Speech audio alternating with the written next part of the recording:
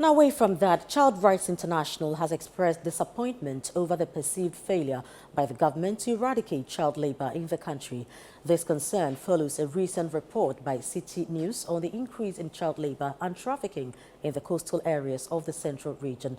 Citi News' Fauzu Masawudu explores the risks associated with this issue and provides a comprehensive report.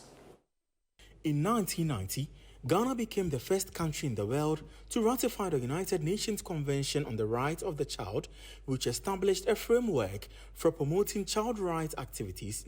However, despite these efforts, the country continues to struggle with the age-old problem of child labor and trafficking, particularly in coastal areas.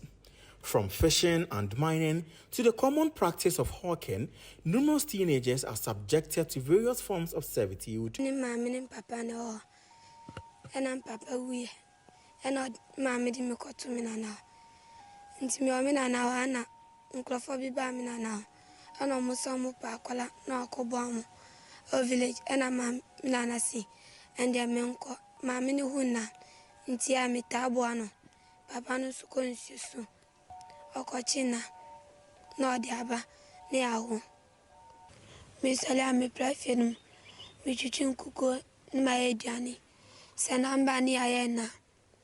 Yena niya senyoma wa mesi makosi. Yamudi kwa yemi village onye bakwa. The Executive Director of Child Rights International, Bright Appiah, expressed disappointment over what he termed the government's failure to address the threat of child labor effectively. He urged the government to strengthen the country's child protection laws to combat the situation. Because now the issue of child labor is becoming more of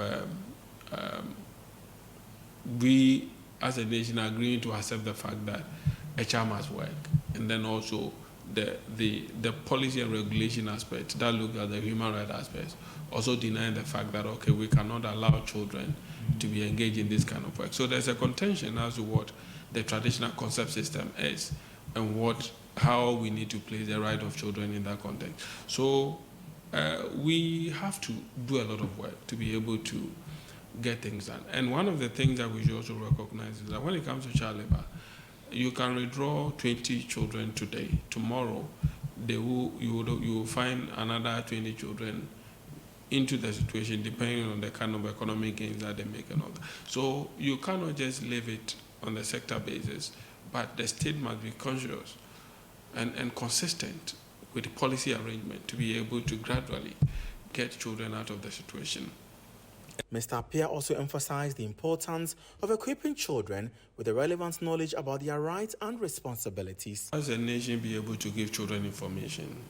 That's the only way that they'll be aware of the environment that they live in and what they will consider as right and what they would also consider as a responsibility, and then what they would also consider as capacity building. And we've not been able to do that. Giving children information, be it at home, be it in school, and even the social environment that we live in. We should be able to provide information to children. And once we're able to do that, I think children will stand up for their right and they'll be more responsible in terms of what they need to do as young people. Children are the world's most valuable resource, and if there is anything to give them, it should be the ability to live freely. Just like all of us, they have rights too and must be protected. For Citi News, Fauzu Masawudu, Accra.